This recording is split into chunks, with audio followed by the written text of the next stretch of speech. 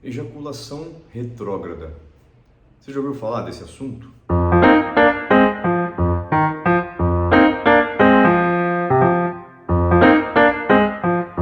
Olá, meu nome é Bruno Vedovato, sou médico, urologista, e esse é um assunto que está principalmente relacionado àqueles pacientes que estão sob tratamento da doença benigna da próstata, né? Então, nesses casos, muitas vezes o tratamento inicial baseia-se no uso de medicamentos. E dentre esses medicamentos, a gente tem os alfa-bloqueadores, tá? O que são esses medicamentos? São medicamentos que vão atuar na musculatura ali da próstata e da região da transição entre bexiga e próstata, a gente chama de colo vesical, de forma a relaxar essa musculatura e facilitar o fluxo urinário, facilitar o jato urinário. Então, geralmente, é uma medicação que tem um efeito imediato, um efeito muito bom, né? De um dia para o outro o paciente já vê alguma melhora, mas um efeito muito frequente, né?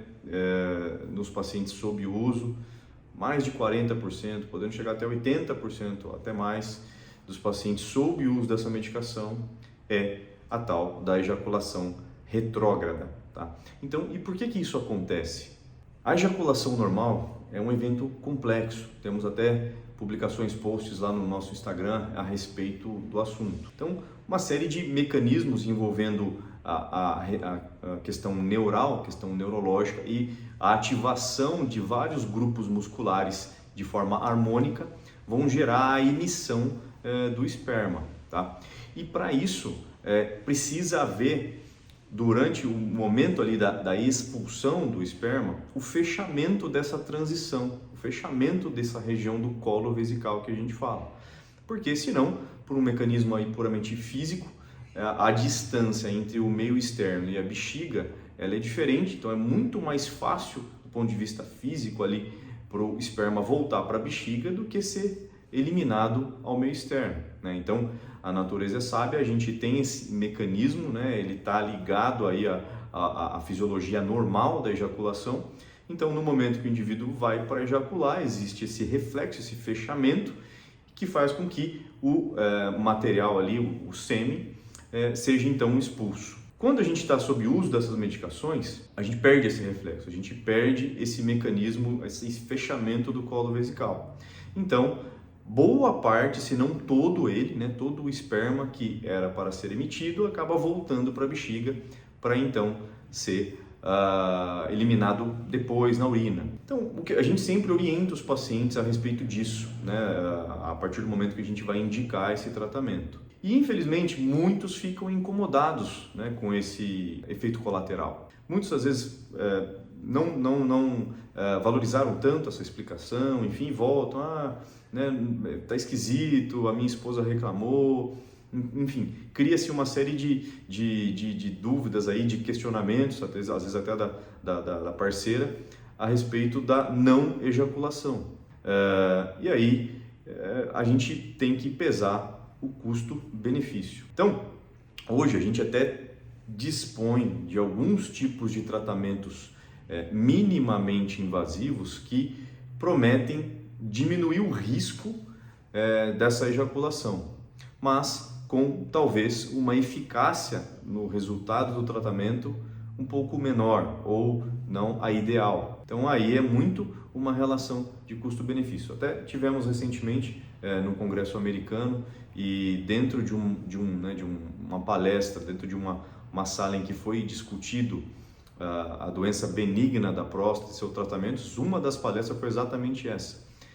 O paciente realmente se importa com a ejaculação? Porque a gente vê os dois lados, né? Geralmente, o que se concluiu ali é que sim, a grande maioria dos pacientes sim se importam, né? Querem ejacular. Mas o que a gente percebe é que, como é uma condição que por uma série de fatores tem aumentado em prevalência e tem atingido homens cada vez mais precocemente, ali a partir dos seus 40, 45 anos, são homens que estão em plena atividade sexual, né? Eles são sexualmente ativos, né? E isso acaba criando um transtorno e criando, né, um problema. Esse paciente ele cria uma série de situações ali ou de dúvidas que podem uma coisa ir levando a outra e gerar uma piora do seu desempenho sexual como um todo. Ao passo que tem pacientes, pelo menos aqui na nossa vivência, que não veem muito problema, uma vez que a gente explica. Falou, pô, até melhor, doutor, aí faz menos sujeira, vamos dizer assim. Então isso é muito individual, mas o vídeo é mais para orientar vocês que esse é um efeito colateral do medicamento. Ele tende a melhorar, ou seja, esse efeito tende a ser extinto a partir do momento que se suspende o medicamento, né? Pode demorar ali alguns dias, mas tende a ser uma coisa mais imediata, tá? O retorno da ejaculação. É lógico que existem uma série de outros fatores que a gente precisa estudar em caso assim, né? Às vezes os pacientes com deficiência de testosterona, por exemplo, né, hipogonádicos, tem uma produção menor do líquido seminal, e a alimentação também influencia, enfim, uma série de fatores vão determinar as características do sêmen, né, volume, aspecto, cheiro, enfim, e então a gente tem, lógico, que levar isso em consideração, mas é um efeito que a gente tem que avisar o paciente. Infelizmente, mesmo que esse paciente, isso vai me incomodar, prefiro tentar a cirurgia então. Infelizmente, a cirurgia hoje, que é mais difundida e é a mais consistente hoje, vamos dizer assim, tida como padrão ouro para tratamento da hiperplasia prostática, né, que é a ressecção transuretral da próstata, ela também cursa em boa parte dos pacientes com esse efeito.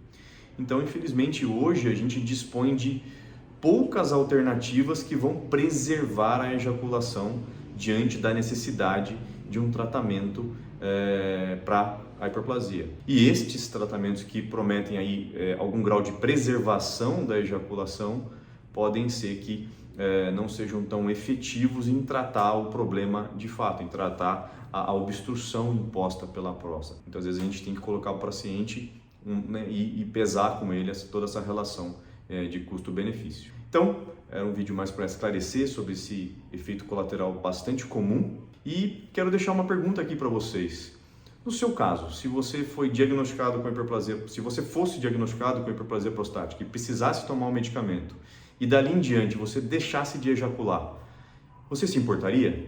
Comenta aqui embaixo, quero ver o que vocês vão dizer a respeito disso para a gente entender um pouquinho de como é o nosso cenário aqui no nosso país, né? Tá certo?